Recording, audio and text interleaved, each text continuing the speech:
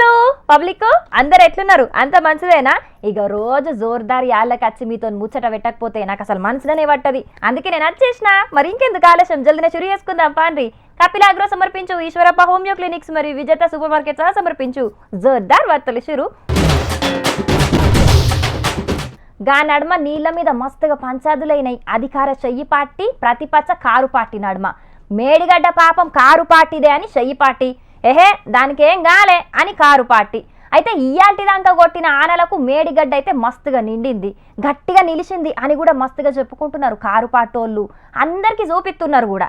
అయితే ఇప్పుడు సర్కార్కు ఓ dead line పెట్టిండు కేటీఆర్ అన్న కారు పార్టీకేంచి. మరి గా డెడ్ లైన్ ఏందో మనం కూడా చూసేద్దాం నడువురి మరి. ఇక నిన్న అసెంబ్లీ మీటింగ్ అయిపోయిన ఎంబటే లోయర్ మానేరు డ్యాం కాడికి పోయిన కారు పాటోళ్లు ఇయాల కన్నెపల్లి పంప్ హౌస్ కాడికి పోయినరు. మొత్తం అంతా కలే తిరిగి పరిశీలించిర్రు. ఇక అటెన్కాల మైకుల ముంగట మాట్లాడిండు కేటీఆర్ అన్న. గిన్నిగనం నీళ్లున్నాక ఎందుకు ఎత్తిపోతలేరు అని గరమైండు చెయ్యి పార్టీ సర్కార్ మీద. కేసీఆర్ గారు మొత్తం తయారు చేసి మీ చేతిలో పెట్టినారు. మీరు చేయవలసిందల్లా ఒకటే, ఇవాళ ఈ పంప్ హౌస్ వెంటనే నడిపితే మేము అడిగినాం, పంపులన్నీ నడుస్తున్నాయా అని అడిగినాం, ఫుల్ కెపాసిటీలో ఉన్నాయా, ఏమైనా సమస్య ఉందా అని అడిగినాం. ఏ సమస్య లేదు సార్ అన్నారు. 17 పంపులు, ఒక్కొక్కటి 40 మెగావాట్ల కెపాసిటీ పంపు అన్ని రెడీగా ఉన్నాయి. రోజుకు 2 టీఎంసీల నీళ్ళు ఇక్కడ నుంచి ఎత్తిపోయొచ్చు. నిజంగా చెప్పాలంటే ఇక్కడ నుంచి 3 టీఎంసీలు ఎత్తిపోయొచ్చు. ఈడికెళ్ళి పైదాకా 3 పోతే ఆడికెళ్ళి 2, రోజుకి 3 టీఎంసీలు ఇక్కడ నుంచి తీసుకునే సామర్థ్యం మనకుంది. కానీ కేవలం రాజకీయపరమైన నిర్ణయం లేకపోవడం వల్లనే పాపం ఇంజనీర్లు ఏమీ చేయలేని అవస్థలో వాళ్ళు ఉన్నారు. నీళ్లున్నాయి, బటన్ ఒత్తితే పంపులు నడుస్తాయి, నీళ్లు ఎంఎండీలో పడతాయి, ఎల్ఎండీలో పడతాయి. మొత్తం సిస్టమ్ అంతా అవసరమైతే ఎస్ఆర్ఎస్పీ కూడా తీసుకుపోవచ్చు. నీళ్లు వరద కాలువ నింపొచ్చు, ఎస్ఆర్ఎస్పీ నింపొచ్చు, సింగూరు, మల్లన్న సాగరు, మన నిజాం సాగరు మొత్తం 18 లక్షల ఎకరాలు స్థిరీకరించవచ్చు. 18 లక్షల ఎకరాలకు నీళ్లు ఇవ్వచ్చు. లేనిదల్లా రాజకీయ సంకల్పం, రాజకీయంగా కేసీఆర్ గారిని బదనాం చేయడం అనే ఒకే ఒక్క ఉద్దేశంతో ఈ పంపులు నడపడం లేదు. ఇక సర్కార్ గనక నీళ్ళెత్తిపోయకపోతే 50,000 మంది రైతులతోటచ్చి కారు పాటోళ్లే నీళ్ళిడుతారట. ఆగస్టు 2 దాకా వేచి చూస్తాం. మీరు గనక ఆగస్టు 2 లోపల నిర్ణయం తీసుకొని పంపు లాంచ్ చేయకపోతే, నీళ్లు ఎత్తిపోయడం ప్రారంభించకపోతే 50,000 మంది రైతులతో మేము మా కేసీఆర్ గారి నాయకత్వంలో, మా పార్టీ నాయకత్వంలో మేమే వస్తాం, పంపులు మేమే ఆన్ చేస్తాం, రైతులకు ఎట్లా నీళ్ళు ఇయ్యాలో చూపెడతామని చెప్పి కూడా మా పార్టీ తరఫున చెప్తా ఉన్నాం. అసెంబ్లీ మీటింగ్లు అయిపోయే లోపట అంటే ఆగస్టు 2వ తారీఖు లోపట గనక కాళేశ్వరం పంపులు ఆన్ చేసి కిందికి నీళ్ళిడవకపోతే కారు పాటోళ్లు అన్నంత పనిచేస్తారట. మరి కేసీఆర్ సార్ ను బద్నాం చెయ్యాలనే సర్కారు నీళ్ళెత్తిపోతలేదు అన్ని పంప్ హౌజుల్లా అని కారు పాటోళ్లు గరమైతుంటే, ఇగో మంత్రి ఉత్తమ్ సారేమో గిట్లా అంటున్నాడు. మరి మీరు చేసిన తప్పిదాలతో తెలంగాణ ప్రజలు ఈరోజు, తెలంగాణ ప్రజానీకం, రైతులు సఫర్ అవుతున్నారు. ఇప్పుడున్న పరిస్థితుల్లో ఈ బ్యారేజీ సేఫ్ మేము చెప్పలేము, మాకైతే అనుమానాలు ఉన్నాయి అని చెప్పినవాడు స్పష్టంగా లిఖితపూర్వక. ఇందులో అనుమానం లేదు. Report in the public domain. వాళ్ళు చెప్పే విధంగా చేస్తే మరి వాళ్ళకి బ్యారేజీలు కొట్టుకుపోయి కింద ఇంకా నష్టం జరగాలందో ఏముందో గానీ, అదే మేడిగడ్డ బ్యారేజీలో వాళ్ళు చెప్పినట్టు ఫుల్ స్టోరేజ్ పెట్టి పంపింగ్ చేస్తే బ్యారేజ్ ప్రమాదవశాత్తు ఏమైనా జరిగితే కింద ఆస్తి నష్టం, ప్రాణ నష్టం, అదే విధంగా పూర్తయిన సమ్మక్క సారక బ్యారేజ్ కొట్టుకపోతుంది, సీతారాం సాగర్ ప్రాజెక్ట్ డ్యామేజ్ అవుతుంది, దారి పొడవున 44 ఊర్లు పూర్తిగా డ్యామేజ్ అవుతాయి, భద్రాచలం టౌన్ లో పూర్తిగా నీళ్లతో నిండిపోతుంది. భారతదేశంలో అత్యున్నత ఎక్స్పర్ట్స్ బాడీ లేదు ఈ 3 బ్యారేజెస్ గురించి ఇప్పుడు నీళ్లు స్టోర్ చేయొద్దు, గేట్లు ఎత్తి పెట్టాలి అని స్పష్టంగా లిఖిత పూర్వకంగా మాకు ఇవ్వడం జరిగింది. అందుకోసం మేము national dam safety authority advice మేరకే పోతున్నాము.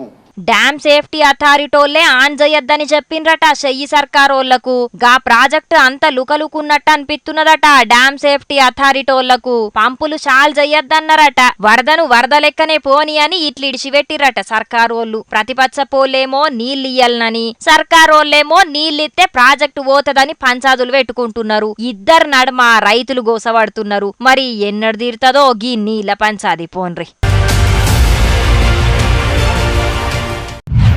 అబ్బో కోమటిరెడ్డి వెంకటరెడ్డి సారు ఏమో అనుకున్నా గానీ పక్క పార్టీలు ఏమవుతున్నదో ఎవరితోటి ఏం మాట్లాడుకుంటున్నారో అన్నీ తెలుసుకుంటున్నట్టున్నాడు.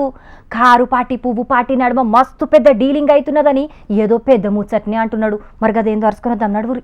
అంటే బీజేపీకి విలీనానికి చర్చలు జరుపుతున్నట్టే లెక్క కదా. దాదాపు విలీనం అవుతున్నట్టు మాకు చర్చలు అవుతున్నట్టు ఢిల్లీలో మాకు కూడా మన వారం 2 రోజులు నేను ఢిల్లీలో ఉన్న కాబట్టి మాకు కూడా తెలుస్తుంది. కారు పార్టీని పువ్వు పార్టీల విలీనం చేయనీకి చర్చలు చేస్తున్నాడట కేసీఆర్ సారు పువ్వు పార్టీ పెద్ద లీడర్లతోటి. మొన్న నడుమ ఢిల్లీలో ఉన్నాడు కాబట్టి గీ ముచ్చటెరకైందట కోమటిరెడ్డి సారుకు. తెలంగాణ రాష్ట్రం కోసం పార్టీని పెట్టి తెలంగాణ వచ్చినాక 2 మలకల పాలించిన పార్టీని పువ్వు పార్టీల విలీనం చేస్తాడా కేసీఆర్ సారు? నీ అన్నాలం పాడుగాను, ఒక్క మల్కోడి పొంగనే విలీనం గిలీనం అని మాట్లాడుతున్నావేంది సారు నువ్వు? మరి గట్లయితే మీ పార్టీకి 10 ఏళ్ల పాటు అధికారమే ఇయ్యలే కదా పబ్లిక్. మరి గప్పుడు మీ పార్టీ దేంట విలీనం అయ్యేదుండే? మొన్నటి ఎలక్షన్ల తప్పితే అంతకు మొదలు చాలా రాష్ట్రాల్లో కాటికి పంపిరు కదా కాంగ్రెస్ పార్టీని. మరి గప్పుడు మీ పార్టీ ఏ పార్టీలో విలీనం అయ్యేదుండే? సెంటర్ లో 3వ మల్క కూడా మోడీ సార్నే గెలిపించి మీ చెయ్యి పార్టీని చెయ్యిరగొట్టినంత పనిచేసిండ్రు పబ్లిక్. మరి మీ పార్టీ ఏ పార్టీలో విలీనం అవుతుంది సారు అని కారు పార్టోళ్లు ప్రశ్నల వాన గురిపించే ఛాన్స్ ఇచ్చుడు అవసరమా కోమటిరెడ్డి సారు అని కాంగ్రెస్ కార్యకర్తలు బాధపడుతున్నారు కావచ్చు. కానీ ఇక మొన్న సెంటరోలు పెట్టిన బడ్జెట్ మీద కేసీఆర్ సారు మాట్లాడలేదని గరమైండు కోమటిరెడ్డి సారు. ఇది కుర్చీ బచావో ప్రభుత్వం. మోడీ గారు అక్కడ నితీష్ కుమార్ చంద్రబాబు నాయుడు సీట్లు ఉంటే సరిపోతుంది, లేదు గవర్నమెంట్ పడిపోయి రాహుల్ గాంధీ ప్రధానమంత్రి అవుతారు, ఇండియా కూటమి వస్తుంది అని చెప్పి భయానికి బడ్జెట్ ఇచ్చిండు. మనకు ₹1 ఇయ్యలే. కేసీఆర్ వాళ్ళ కొడుకు హరీష్ రావు ఎందుకు ఇప్పటికీ ఆ బడ్జెట్ మీద మాట్లాడలే? అగ్గో ఇది చిత్రంగానే ఉన్నది. సెంటరోలు గిట్లేమన్నా ఆగమాగం చేస్తే మాట్లాడమనే కదా మీ పార్టీకేంచి 8 మంది ఎంపీలను పంపించినాం పార్లమెంటుకు. గాడ మోడీ సార్ను జోపాల్సింది మీ ఎంపీలు కదా. కేసీఆర్ సారు గీడ కూసుండి ఎంతోరినా ఏముంటది? పార్లమెంటులో లొల్లి చేసి ధర్నాలు నిరసనలు చేసి నిధులు తీసుకురావాల్సింది గెలిచిన మీ ఎంపీలు కదా అని అంటున్నారు కోమటిరెడ్డి సారు మాటలిన్న తెలంగాణ పబ్లిక్. కానీ కారు పార్టీ పువ్వు పార్టీల విలీనం అయితదని కోమటిరెడ్డి సారు చెప్పుడు ఏదైతే ఉన్నదో నెవర్ బిఫోర్ ఎవర్ ఆఫ్టర్ అని అంటున్నారు సారు మాటలు ఇన్నోళ్ళు.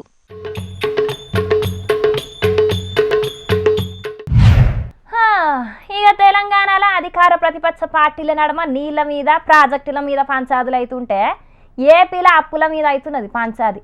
రోజుకో శాఖ మీద శ్వేతపత్రం ఇడుతున్న సీఎం బాబు సారు ఇవాళ ఆర్థిక శాఖ మీద ఇడిచిండు. ఇక మరి ఏపీకి ఎన్ని అప్పులున్నాయో బాబు సారు ఏం చెప్పిండో దానికి జగన్ అన్న ఏమన్నాడో గీ ముచ్చట చూసి పురాగర్చుకొని రాపోరే. బాబు సారేమో అసెంబ్లీలా, జగనన్ననేమో తాడేపల్లిలా ఎవల కాళ్లే పెద్ద టీవీలు పెట్టి ఏపీకున్న అప్పులెన్నో ఎవలెక్కువ అప్పులు చేసిండ్రో చెప్పిర్రు. ఇక రాష్ట్రం ఇడిపోయినప్పటికెంచి గిప్పటిదాకా ఏపీకున్న అప్పు గింత అని అసెంబ్లీలో చెప్పిండు సీఎం బాబు సారు. 9,74,000 కోట్ల రూపాయలు అప్పు అయింది. State debt as on today ఆ ఫిగర్స్ కూడా నేను చూపిస్తాను. 9,74,000 కోట్లు. అది కూడా ఇంకా కొన్ని లెక్కలు రావాలి. తవ్వుతా ఉంటే తవ్విన కొద్ది శవాలు బయటపడుతున్నాయి. ఆ పరిస్థితిలో ఇంకా ఉన్నాం. అగ్గో ఇంకా కొన్ని లెక్కలచ్చేటి ఉన్నాయట గాని గిప్పటికైతే 9 లక్షలకు మీదనే ఉన్నదని తేలిందట ఏపీ రాష్ట్రానికి అప్పు. అయితే గదంతా తప్పు అని రాష్ట్రం ఇడిపోయినప్పుడు ఎంత అప్పు ఉండేది, బాబు సార్ వచ్చినాక ఎంత అప్పు అయింది, అటెన్కాల పంకపాటి ఎంత అప్పు చేసింది అని గిప్పటిదాకున్న అప్పుల వివరాలు చెప్పుకొచ్చిండు జగన్ అన్న. ఒకసారి అప్పులు ఎంతున్నాయని చెప్పి గమనిస్తే 14 లక్షలు కాదు, 10 లక్షల కోట్లు కాదు, వాస్తవ అప్పులు ఎంతున్నాయని చెప్పి చూస్తే డైరెక్ట్ డెట్ అంటే FRBM నుంచి మనం తీసుకునే debt, state government guaranteed debt, state government గ్యారంటీతో సంబంధం లేకున్నా కూడా ఉన్న స్టేట్ గవర్నమెంట్ డెట్లు, ఇటువంటివన్నీ లెక్కేసుకుంటే రాష్ట్రం చంద్రబాబు నాయుడు గారు తీసుకోక మునుపు వరకు 1,53,347 కోట్ల రూపాయల అప్పులు ఉంటప్పుడు చంద్రబాబు నాయుడు అధికారంలోకి వచ్చాడు. అది కాస్త చంద్రబాబు నాయుడు గారు అధికారంలోకి దిగిపోయేసరికి 4,08,000 కోట్ల రూపాయలకు ఎగబాకింది. మనం అధికారంలోకి వచ్చేసరికి 4,08,000 కోట్ల రూపాయల అప్పులుతో మనం మొదలెడితే మనం అధికారంలోకి దిగిపోయే నాటికి 7,48,000 కోట్ల రూపాయల అప్పులు. అవి ఇవి అన్ని లెక్కలేసుకుంటే గిప్పటిదాకా ఉన్న అప్పులు 7,48,000 కోట్లట ఏపీకి. ఇక బాబు సారు పాలనల 21% అప్పులైతే జగనన్న పాలనల 12% అప్పయిందట. అంటే 21% అప్పు చేసినోడు గొప్పోడా? మనము కేవలం 12.9% అన్ని కలిపినా కూడా, అన్ని రకాల డెట్స్ కలిపిన మీ అప్పులేందో మీరేందో గాని నీ అవ్వ ఇంట్లో చేసిన అప్పు గట్ట నీకే సావైతున్నదనంటే ఇప్పుడు సర్కార్లు చేసిన అప్పు కూడా నెత్తి మీద పడబట్టే అని మస్తుగా బాధపడుతున్నారట ఏపీ పబ్లిక్ మరి అంతే కదా సర్కార్లు అప్పు చేసేదే జనాలు కడతారనే ధైర్యంతోటి లేకపోతే లీడర్లు వాళ్ళ జేబులకెంచేమన్ని ఇస్తారు అని అంటుండ్రు వీళ్ళ అప్పుల చిట్టాను చూసినోళ్ళు. ఆ పబ్లిక్ ఇంకో 2-3 వార్తలు అయితే మిగిలిన్నాయి, వాటిని చెప్పుకునే దానికంటే ముందుగల మా తాత మూతెవరి ఏం పని చేస్తున్నాడో ఒకసారి అరుచుకునిద్దాం పాన్రి. ఓ తాత ఏందయ్యాలి సంగతి? అరే ఈ వానలు చల్లకుండా కొట్టినట్టు కాదు, పీకితే పీకినట్టు కాదు, కానీ వారం దినాల సంధి కొట్టుడే కొట్టుడు, ఏం కొట్టుడు కొడుతుందో ఏందో, ముసలోళ్ళుగా దగ్గి ఊంచినట్టు ఆకాశానికి భూమికి దారదేవకుండా పడుతుంది. చెరువులు కుంటలు మొత్తం మత్తళ్ళు బడి కుంటలు దిగేటట్టు కొడుతుంది. అవో ఏందో తాత ఎప్పుడు ఫోన్ చేసి అడిగినా వారం దినాల సంది వానలు కొడుతున్నాయని చెప్తున్నావు, ఇంకా చెర్లు నిండలేదా అని మన దిక్కు? ఏం నిండుడే అని చెర్లు నిండు చల్లకుండా వరద సాగుతలేదు కదా, ఆ చినుకు దిగుతలేదు కదా. అగొగ్గి సారేవలో ప్యాంటు గీంటి వేసుకొని కార్ల నుంచి దిగుతాను, ఎవరు కావచ్చు ఇటు వేస్తాను కదా. కార్ల దిగత్తున్నాడంటే ఎవరో ఆఫీసరే ఉన్నట్టున్నాడే ముసలోడా, వాళ్ళేమన్నా అడిగితే అచ్చిరాని ముచ్చట్లు మాట్లాడకు. బురదగాల బాగున్నదే అండి ఊళ్ళే. రావునాడు నువ్వేనా పెద్ద మనిషి? నేనే సార్. ఏంది చెప్పుర్రి ఏంది? నేను డకోటా బ్రాంచ్ నుంచి వస్తానా, నేను బ్యాంకు మేనేజర్ను. నీకు సంబంధించిన మిత్తి 8,576 రూపాయల ఆటానా నీ రుణం ఉన్నది అప్పు. అది కడితేనే ప్రభుత్వం ఇచ్చిన రుణమాఫీ అని నీకు వర్తిస్తుంది. దానికి సంబంధించిన నోటీసులు నీకు 4-5 సార్లు నీకు పంపించిన, నువ్వు ఇంతవరకు సమానం చెప్పలే. అది కడితేనే నీ రుణం మాపైతుంది. ఆ మిత్తి సర్కారు తన రుణం మాఫీ చేసిందని మొన్ననే మీ బ్యాంకులోకి పంపియా, మళ్ళీ ఇంకా నా పైసలు ఉన్నాయని అంటే 1,00,000 లోపు మొత్తం మాఫీ అయింది. నేను తీసుకున్న అప్పెంత చెప్పు, ఇంకా మళ్ళీ ఏమో మిత్తి వడ్డీ అని ఇక్కడికి వచ్చేవో చెప్తాను. ఎవి లేవు, మొత్తం మాఫీ అయిపోయినాయి. చూసుకో, స్టేట్మెంట్ చూసుకో. అవును మా తాత అన్నట్టు మొన్న సర్కారు 11.5 లక్షల మంది రైతుల పంట రుణం పైసలు మీ బ్యాంకులలో గట్టింది కాదు సారు, మళ్ళీ మా తాతని పైసలు కట్టమంటున్నారేంది? కరెక్టేనమ్మా, నువ్వు చెప్పేది నిజమే. డిసెంబర్ 9 వరకు ఉన్న వాటిని అప్పు మిత్తి గవర్నమెంట్ మాఫీ చేస్తా అని చెప్పింది. ఎప్పుడు చేయాలి? డిసెంబర్ 9 లోపు మాఫీ చేస్తే రాముల తాత మీద అప్పు రుణం మొత్తం వేది. ఎప్పుడు మాఫీ చేసింది? ఇప్పుడు మాఫీ చేసింది. డిసెంబర్ 9 నుంచి ఇప్పటి వరకు వడ్డీ వాళ్ళు కడతారమ్మా, రాముల తాత కట్టేది. ఎవ్వరు కడతారు అని దాన్ని బాగా బెదిరిస్తాను ఏంటి సారు? గడ్డెని ఎక్కక ముందు రేవంతాలు సార్ ఏమని చెప్పిండు, మీరు బ్యాంకులలో పోయి రుణాలు తీసుకొచ్చుకోర్రి, నేను గడ్డెని ఎక్కగానే మీకు 2,00,000 రూపాయల రుణమాఫీ చేస్తా అని చెప్పిండా లేదా? డిసెంబర్ 9 చేయలే కదా ఆయన. మరి ఆ తప్పు ఇవ్వది, సర్కార్ది తప్పు. సర్కారును పోయి అడుగు. ఆ మాట చెప్పిన రేవంతాలు సార్ను పోయి అడుగు. ఏమో నా దగ్గరికి వచ్చి నువ్వు మిత్తి కట్టాలా గిత్తి కట్టాలని ఆ పొలం నన్ను బాగా బెదిరిస్తాను వేస్తాడు. ఎందుకంటే అప్పు నువ్వు తెచ్చుకున్నావు కాబట్టి అడుగుతున్నాడు ఆ సార్ గాని, నువ్వు ఆగరా అదే తాత, ఏదైనా ఉంటే నిమ్మలంగా చెప్పరాదు ముసలోడా?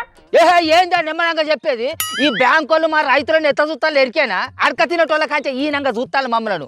అరే మొన్న ఓ బ్యాంకుకు పోయి నేను, సారు మా అప్పు మాపైంది కదా సారు, మళ్ళొక్క 50,000 రూపాయలు అప్పియ రాదుర్రి సారు అని అయితే ఆయన నన్ను ఇట్లా కింది మీదేలా చూసి ఇక మొదలు పెట్టిరా, మీరు మారారు, మళ్ళీ అప్పు తీసుకొని పోర్రి, మళ్ళీ సర్కారు వచ్చి మాపు చేస్తుందని చూడుర్రి. ఇదే ఇక మీ బతికే గింత మీరు అసలే మారరు అని అంటాను అంచనా. ఇదేనా సార్ మీ పద్ధతి? ఏమో రాతనలేదు సారు. నరం లేని నాలుకే 4 తీర్లైనా మాట్లాడుతుంది అన్నట్టు రైతుల కష్టాలేందో వాళ్ళకి తెలితే మంచిగా ఉండు, తెలిసినోడైతే గట్లెందుకు మాట్లాడతాడు గాని. పెద్ద మనిషి, నీ తాత మానాలు ముచ్చిన త్వరగా పెట్టుర్రి. నీ మిత్తి పైసల కోసం ఒక్కరికైనా కింద చేపు ఉంటే ఉదయ రైతులు ఎప్పుడు కలవాలి ఇంకా నేను? అరే ఏం సార్ ఏమో బాగా బెదిరిస్తాను. ఆ తప్పు నాదా సారు, సర్కారు తప్పు. అది సర్కారు అన్నమాట ప్రకారం 9వ తారీఖు నాడు మాఫీ చేయాలి. పోయి నువ్వు సర్కారు నడుకో, ఏమో నా మీద కట్టనవేం సారు? ఇప్పుడు చేతుల చిల్లి గవ్వలేదు, ఇప్పుడు నీకు ఎక్కడికి తీసుకొచ్చి కట్టాలి చెప్పు? ఇదే ముచ్చట నువ్వు ముందుగా చెప్పే ఉంటే నేను ఎవరి దగ్గరనో కాల్లో ఏళ్ళో పట్టుకొని రూపాయి ఆటోలో తీసుకొచ్చి నీకు గడుదును. ఇప్పుడు నేను ఏడు నుంచి తెచ్చి కట్టాలి, నేను కట్ట 1 రూపాయి కూడా కట్ట, నువ్వు ఏం చేసుకుంటే చేసుకోపో. ఇట్లా బ్యాంక్ వచ్చినప్పుడు అప్పు కావాలని చెప్పాను, ఇట్లా నాతో నువ్వు? అరే ఏదో బతిలాడుకున్నాం సారు, నువ్వు ఇచ్చినావు సారు, మేము ఏదో పంట పండించుకున్నాం, కానీ సర్కారు మాట తప్పినప్పుడు నేనేం చేయాలి? ఓ సారు మా తాత జర పెద్ద మనిషి, ఏదో తెలియక గట్లా మాట్లాడుతాడు గాని, మీరైతే పోన్రి సారు, జర పుణ్యం ఉంటది, రేపన్నా ఎల్లుండన్నా బ్యాంకు ఖర్చు కడతాడు, పోన్రి జర. అది అంటాంది కదా, ఇక పోయి రేపు పొద్దుగాల అది వచ్చి కడతాదో లేకుండా మన ముఖ్యమంత్రి రేవంత్ సార్ వచ్చి కడతాడో తీసుకోపోయి, కానీ నన్ను అప్పటిదాకా మాత్రం 1 రూపాయి కూడా అడగద్దు పోయి సారు. మరి ఇంకా నిలబడేమో రాస్తాను వేసి సారు.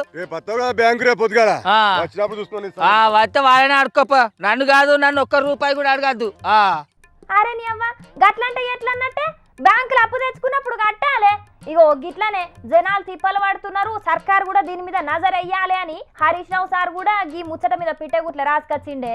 మరి లేకుంటేంది పిల్ల, సర్కారు రైతులకు ఇతరన్న పంట సాయం రైతు భరోసా 15,000 రూపాయలు ఇప్పటి వరకు పత్తకు లేవు. అట్లనే మా ముసలోళ్ళకి ఇస్తా అన్న 4,000 రూపాయల పింఛన్ పైసలు ఇప్పటిదాకా జాడలేదు పత్తలేదు.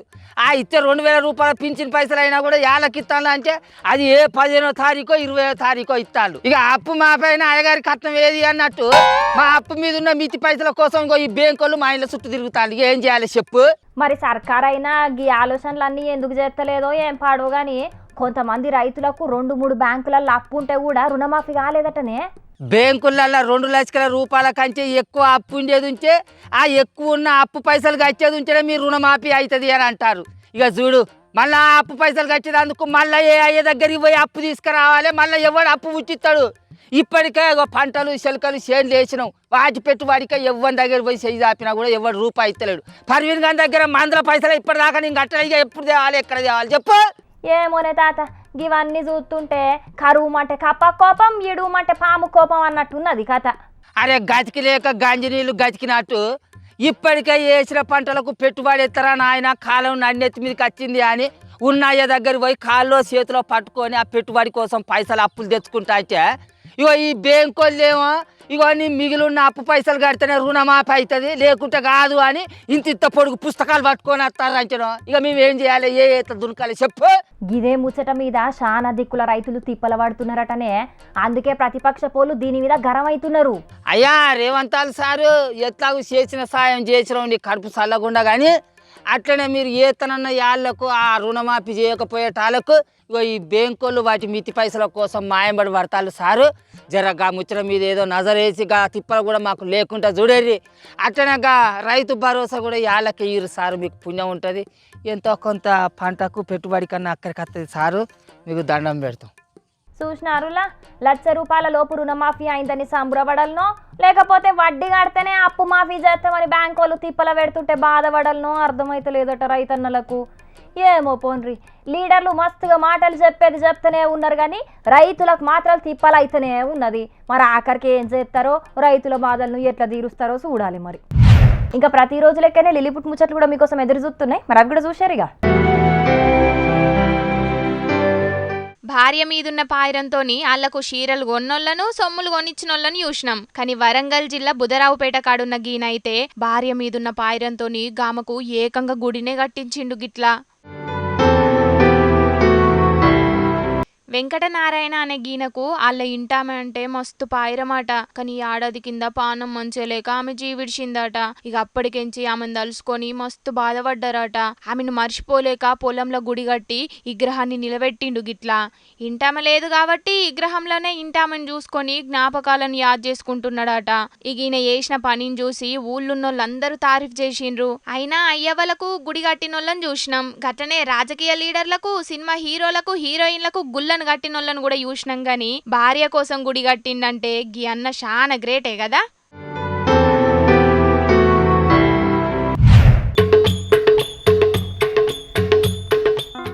ఆగో తాళ్ల మీద నడుచుకుంటా పోతున్న గీనను చూసి గీడా సర్కస్ నడుస్తున్నది కావచ్చని అనుకునేరు. కాదుల్లో తెగిపోయిన కరెంటు వైర్లను మంచిగా చేయనీకి గిట్లా సాహసం చేసిండ్రు కరెంటు లైన్ మెన్లు. అల్లూరి జిల్లా నూరుపూడి ఊళ్ళే ఈదురుగాళ్లకు కరెంటు వైర్లు తెగిపోయినాయట. ఇక కరెంటు వైర్లను మరమ్మతులు చేద్దామంటే పోరాకుంటా అడ్డం పెద్ద వాగుపోతున్నది గిట్లా. ఇక వారం రోజుల నుంచి ఊళ్ళే కరెంటు లేకపోయి జనాలు మస్తు తిప్పలు పడుతున్నారు. ఇక ఎన్ని రోజులు చూసినా గీ వరద తగ్గేటట్టు లేదని ఆడున్న గీ లైన్ మెన్ వాగు మీద తాళ్లను కట్టుకొని నడుచుకుంటూ పోయి కరెంటు వైర్లను మంచిగా చేసిండు అన్నట్టు. ఈయన చేసిన సాహసాన్ని చూసి ఊర్లోన్నోళ్ళందరూ మస్తు తారీఫ్ చేసిండ్రట. కానీ ఈ ఆనకాలంలో కరెంటు పనిచేసేటోళ్ళకైతే మస్తు తిప్పలే ఉంటాయి పోన్రి. పానాలతోని రిస్క్ చేసి మరి పబ్లిక్ కోసం డ్యూటీ చేస్తున్నారంటే గిల్లు చాలా గ్రేటే కదా. గిసొంటి పనులు చేసేటప్పుడు అన్నలు జర పైలం మరి.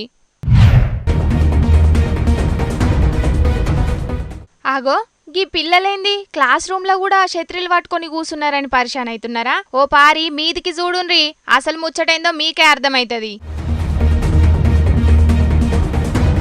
చూసిండ్రు కదా గది పరిస్థితి. ఆనలకు క్లాస్ రూమ్ ఉరిసే వరకు పిల్లగాండ్ల బట్టలు పుస్తకాలు తడిచిపోయినాయట. గందుకే గిట్లా ఛత్రీలు పట్టుకొని పాఠాలు వింటున్నారన్నట్టు. మా క్లాస్ ఉడవడం వల్ల మా బుక్స్ అన్ని నాణ్యాయి.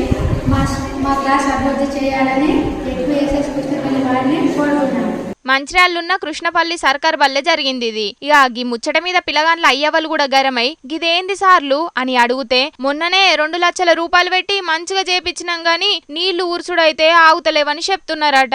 మరమ్మతులు చేస్తేనే గింత సక్కదనం ఉన్నదంటే ఇంకా అంతకు మునుపు ఇంకెట్లుండేదో. మరి ఆ మరమ్మతులు చేసినోళ్ళు ఎట్లా చేసిండ్రో గాని అయ్యా సార్లు జర పిల్లగాండ్ల తిప్పలు అర్థం చేసుకొని ఊర్వకుంట మల్లో పరి మంచిగా రిపేర్లు చేపియుండ్రి. లేకపోతే ఇయ్యాల పిల్లగాండ్లు క్షత్రిలు పట్టుకున్నారు. క్లాస్ రూమ్ నాని పెచ్చులు ఊడిపోతే రేపు నెత్తికి హెల్మెట్లు కూడా పెట్టుకునే కథ అవుతుంది అని అంటున్నారు ఈ వీడియో చూసినోళ్ళు. ఇక పబ్లిక్ ఇవాళ తెచ్చిన కాడికైతే అన్ని ముచ్చట్లు చెప్పేసిన. ఎట్లున్నాయి ఇవాళ ముచ్చట్లు? మస్తున్నాయిలే. ఇక ఇవుల్లా ఇవాళ కపిల్ అగ్రో సమర్పించు ఈశ్వరప్ప హోమియో క్లినిక్స్ మరియు విజేత సూపర్ మార్కెట్స్ సమర్పించు ఇవాళ జోర్దార్ వార్తలు. మళ్ళీ జోర్దార్ వార్తల్లో మళ్ళీ మస్తు ముచ్చట్లు పట్టుకొచ్చేస్తాం మీకోసం. అప్పటిదాకా ఏం జోల్లో ఎరకనే కదా, చూస్తూనే ఉండండి హెచ్ఎం టీవీ. అట్లనే ఇంకిన్ని మంచి వార్తల కోసం హెచ్ఎం టీవీ యూట్యూబ్ ఛానల్ను తప్పకుండా సబ్స్క్రైబ్ చేసుకోండి. గిసుంటి ముచ్చట్లు ఆడ మస్తుంటాయి. అన్ని ముచ్చట్లు మీ దాకా చేరాలంటే తప్పకుండా గంట కొట్టుండ్రి, లైక్ చేయండి. ఈ ముచ్చట్లను మీ దోస్తులకు షేర్ కూడా చేయండి. ఏమంటున్నాం? సరే ఉంటాం. వల్ల టాటా, నమస్తే.